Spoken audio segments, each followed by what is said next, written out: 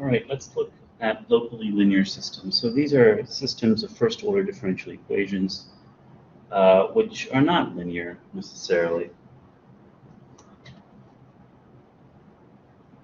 Now, let's just remind ourselves that the prime, or sometimes the dot, is indicative of a first derivative with respect to whatever the independent variable is. Often written, the independent variable is called t. It's like, I guess, time. So x and t are both functions of time, or parameter t. X and y are both functions of the independent variable t.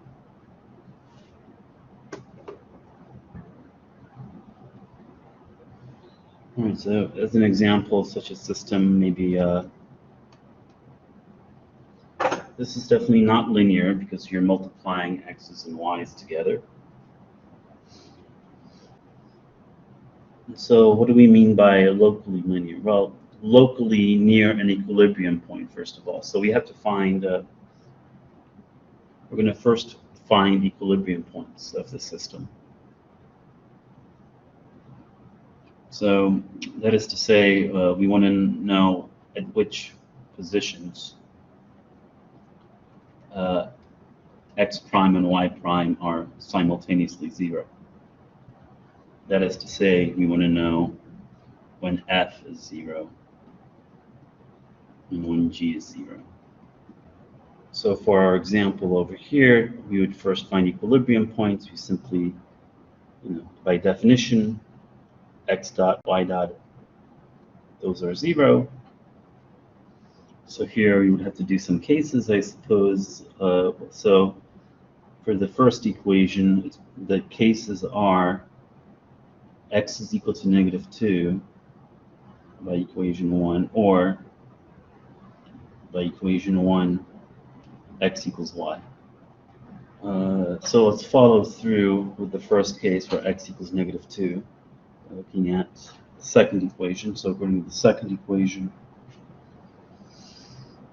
this would be 0, x is -2, so 6, y minus 2.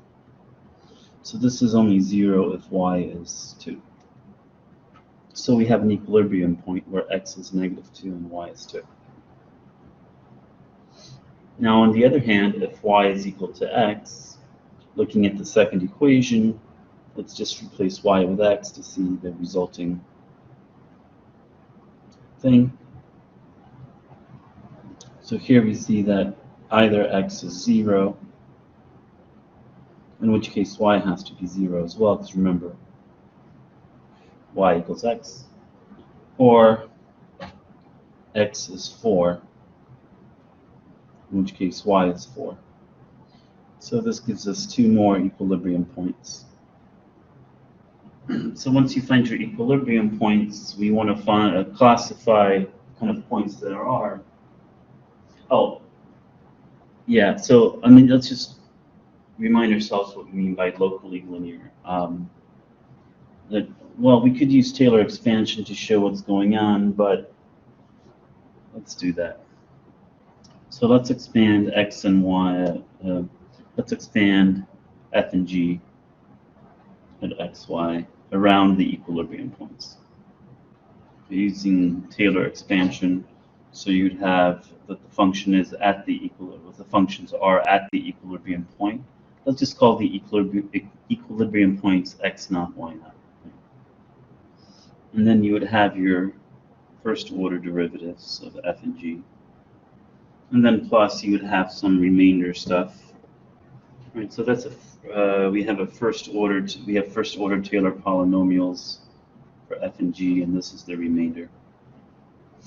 Now, what you want to notice is that since we're evaluating f and g at the equilibrium point, those are going to be 0 by definition, right? The equilibrium point is what made f and g 0.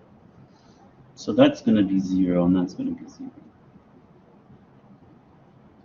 And also, the remainder are going to be such that it's ni at xy divided by the magnitude of xy, the distance between point xy and the equilibrium position. But this is going to go to 0 as we approach the equilibrium.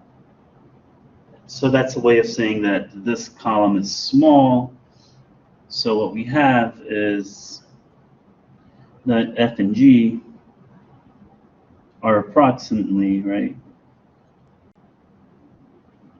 this matrix of first order derivatives for f and g, called the Jacobian, and it's evaluated at the equilibrium point, and then times x minus x naught, y minus y naught. Okay, and then remember that f and g are derivatives, right? So we have the derivative of x, the derivative of y with respect to t. And we can always just tack on a constant with this, because we're taking derivatives, so the constants will go away.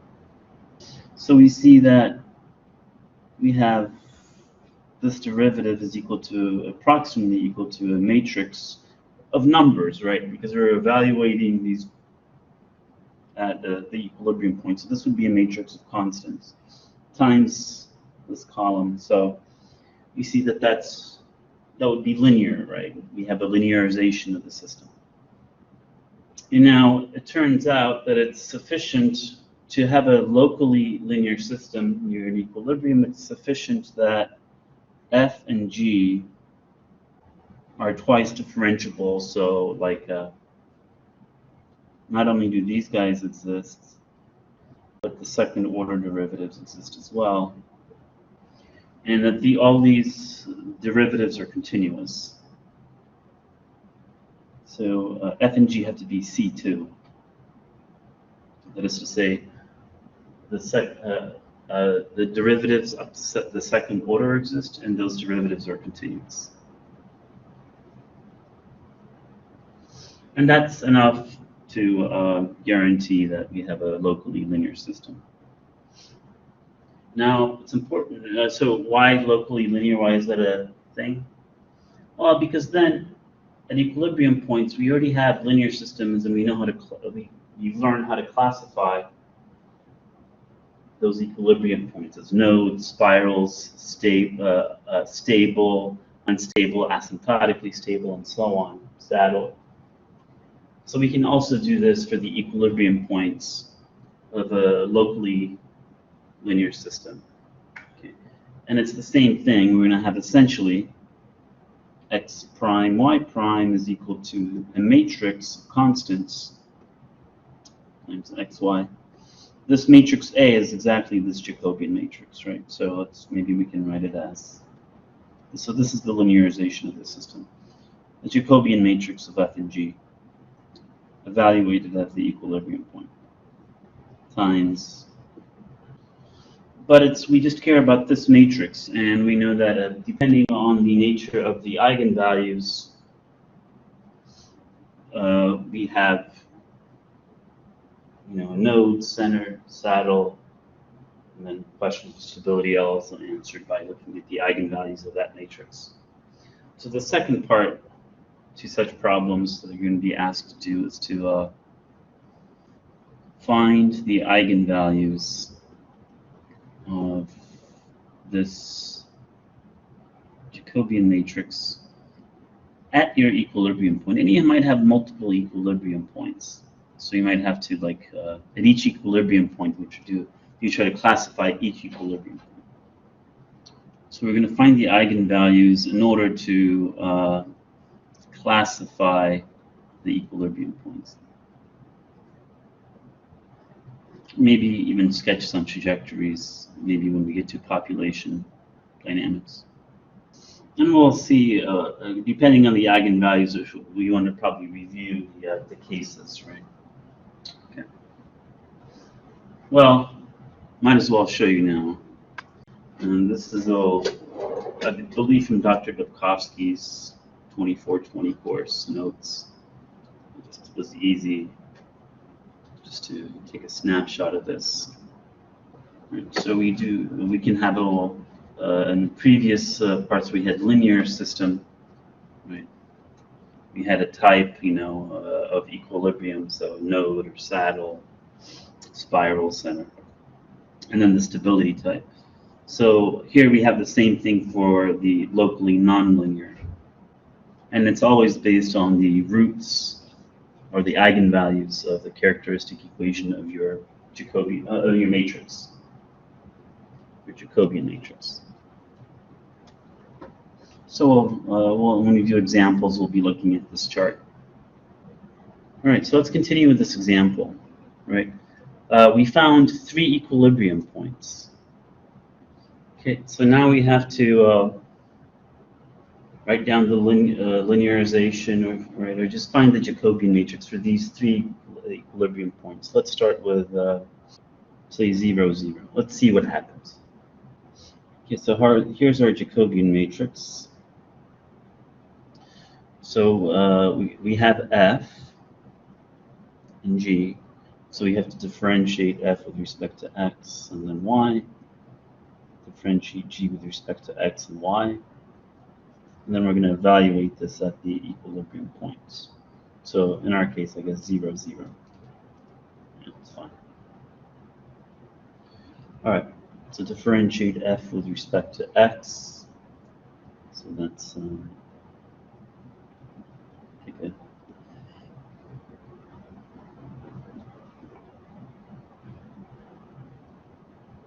So that's going to be Y minus 2X minus 2. Differentiate F with respect to Y. So 2 plus X. And then G, differentiate G with respect to X. And then differentiate G with respect to Y.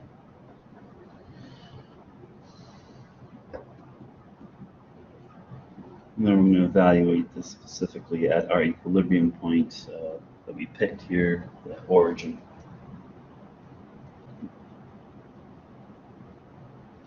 So if you'd like, our linearization would look like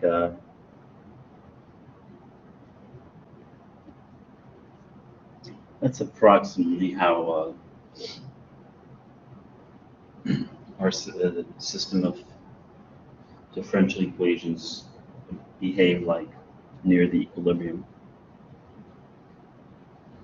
So we know that to describe the nature of that equilibrium point, to classify it, we need to look for the eigenvalues of this matrix.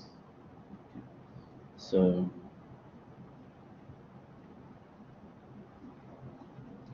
I guess I could use R instead of lambda, it's fine. So we're going to set the determinant of our matrix minus our identity to 0 to get the characteristic, to get a characteristic polynomial and then solving for its roots.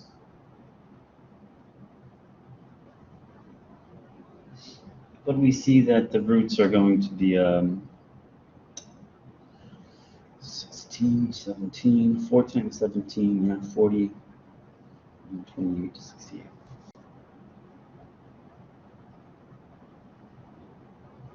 That one of the eigenvalues is positive and the other eigenvalue is negative. Right? So we have R1, let's say, is R2. So this is a case of real distinct eigenvalues, where one eigenvalue is negative, one is positive.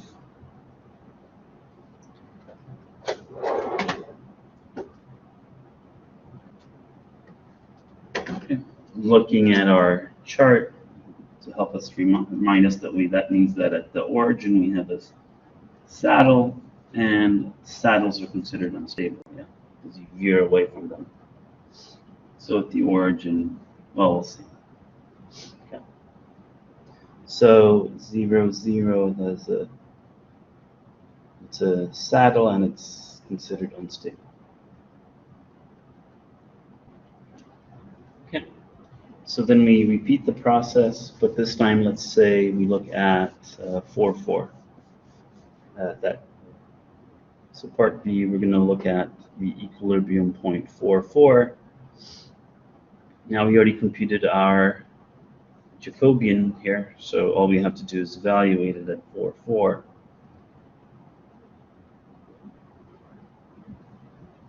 Find the eigenvalues. So this time I hope you see that our eigenvalues are going to be complex, 160 and 2.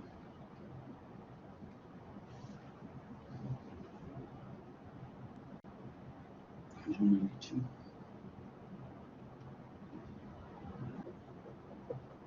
So we found that our eigenvalues are complex conjugates. The real part, however, is negative. Right? So we're dealing with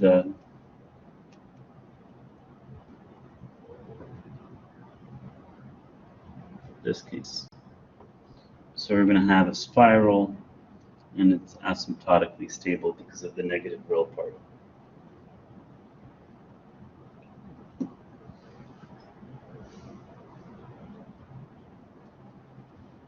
So we can say that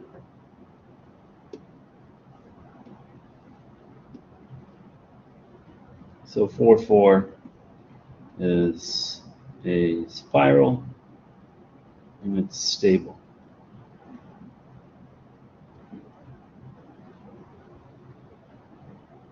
Maybe we can also take a look at the third or the first, whatever way you want to look at it, that equilibrium point at negative 2, 2.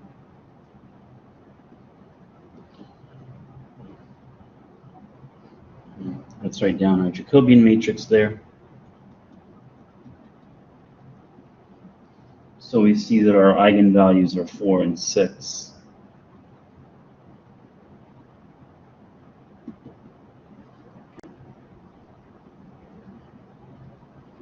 I mean, it's a triangular matrix, so the eigenvalues are just the diagonal entries.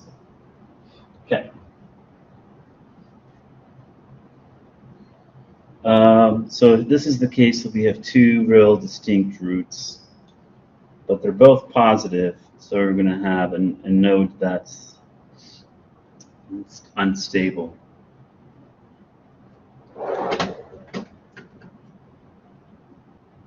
So it's this case, so it's a node unstable. Okay, let's perhaps do another example from logistic equations or population dynamics, whatever.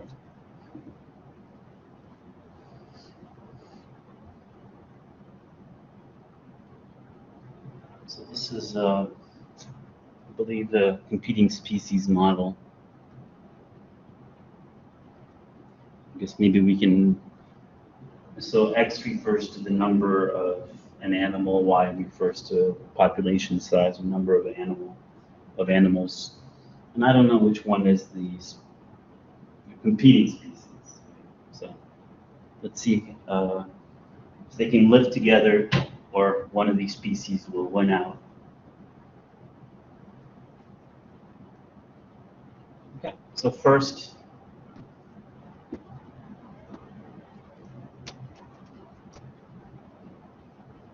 we find equilibrium points. So that's where F and G are 0. That is to say that the derivatives, right, are x dot and y dot are 0. Now these are population sizes. So if we get well, let's just see. So I guess what I'm saying is that we know that x and y are both not negative, just to make sure. So equilibrium points we find by setting f and g equal to 0. So let's look at the two equations. Equation 1 gives us cases. So we have that either x is 0 or x plus y equals 1. in the first equation. Okay, follow through in the first case where x is 0, then the second equation reduces to, so this means that either y is 0 or y is 2.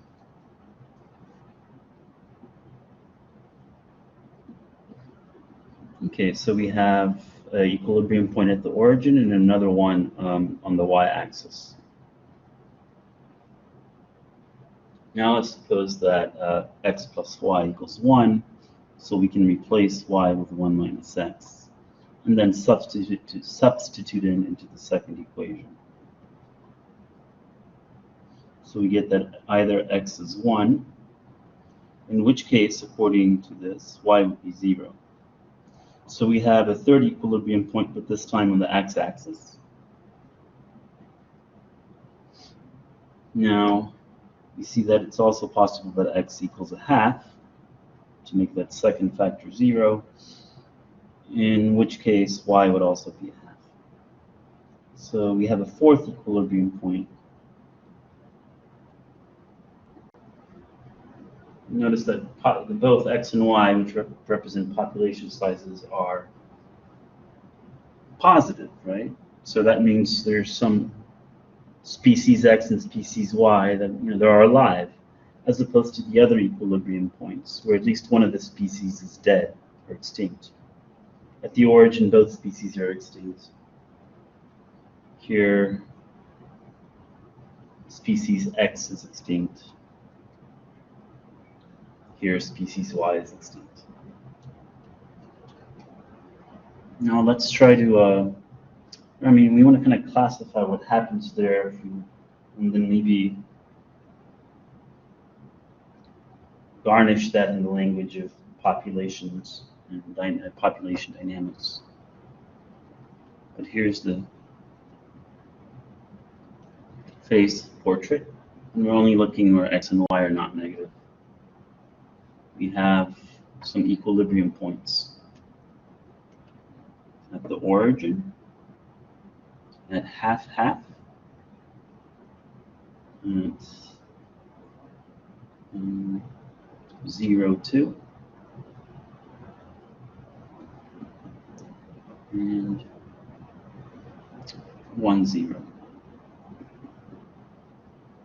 And these points actually, you can think of, if you draw, we don't know exactly what these look like, but some kind of regions. Let's, so based on the initial condition, so the populations, the number of species x and species y at time 0, you'd end up in one of these regions, these 4 regions. Okay. And then the way the population size of the system will evolve, where we go, depends. So let's just look at we want to classify these equilibrium points. So we're going to have to look at the Jacobian matrix.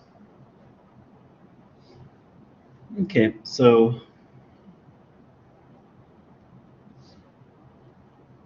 let's start at the origin.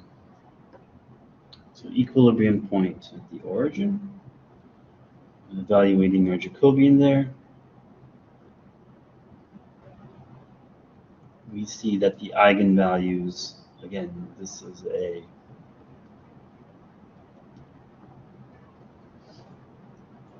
triangular diagonal matrix, so the eigenvalues are just the diagonal entries.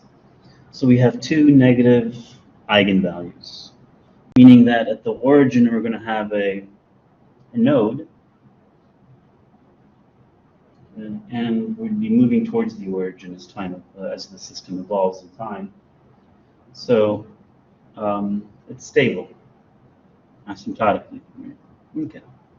Well, after we look at all the critical points and classify them, so this is we'll try to put a picture together. So this is a node at the origin, and it's stable.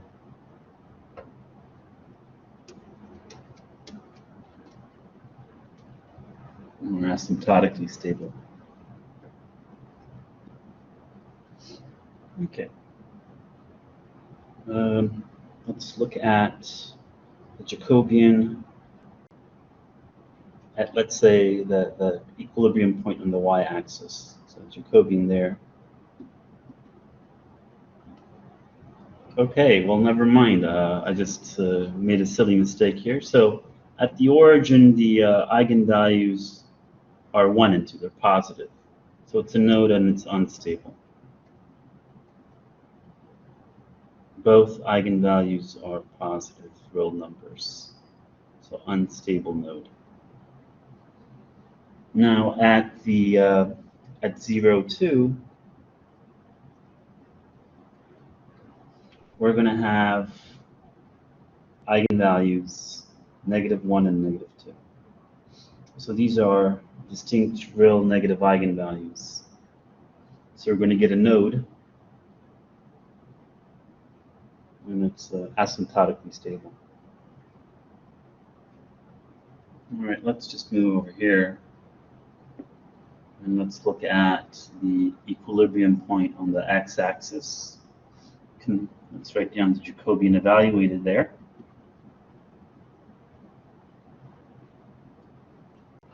So here the eigenvalues are both negative. So we're going to have a node that's asymptotically stable.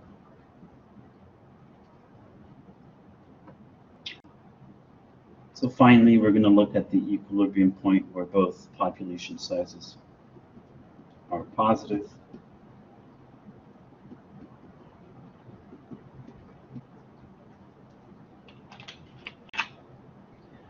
So this is not a triangular matrix, so we can't just read off the eigenvalues off the diagonal.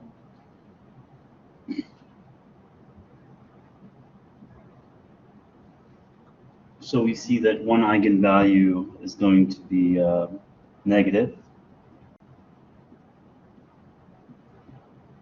and another eigenvalue is going to be positive.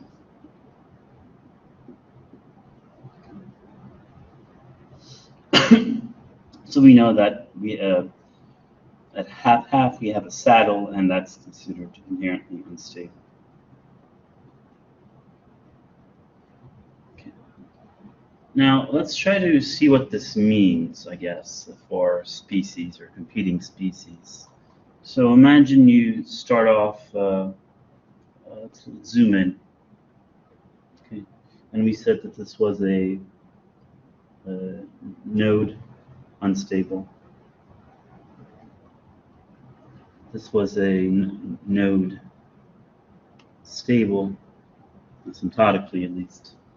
This was a node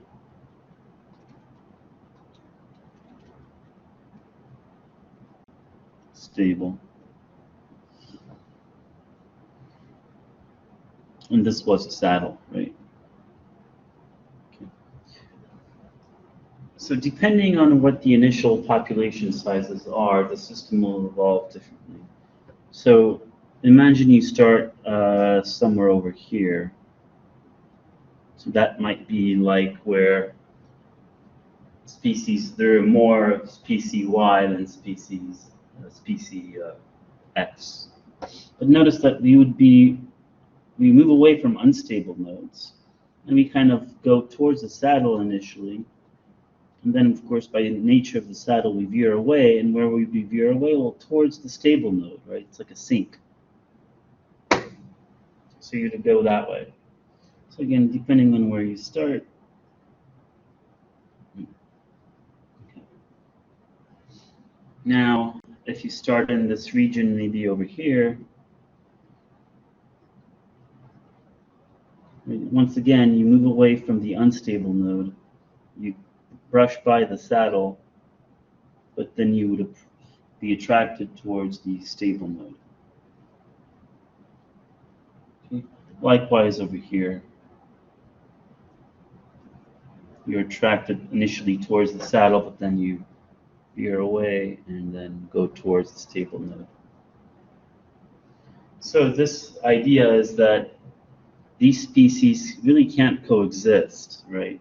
Unless maybe you somehow start in some special place on these green dotted lines.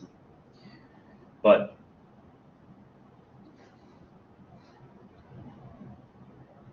the idea is that depending on the initial condition, eventually either species Y wins out and species X dies off, or the opposite, right? Species Y dies off, but X flourishes. So really, these species can't seem to coexist.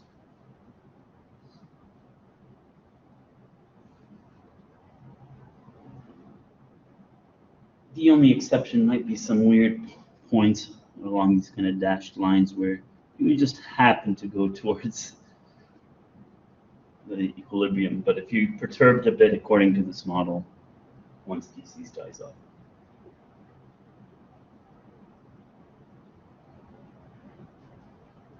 Okay, so that's just two simple examples.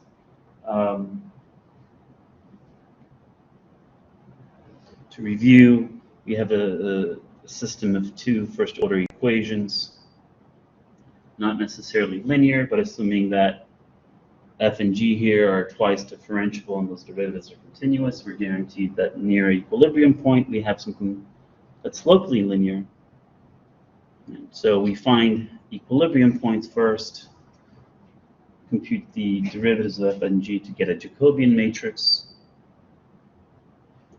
and then classify what happens at each of the equilibrium points by looking at the eigenvalues of our Jacobian matrix evaluated at the equilibrium points. And you should always have some sort of chart or have principled knowledge which will tell us, based on the eigenvalues, what kind of equilibrium point we have in the stability type. Okay. All right. Bye.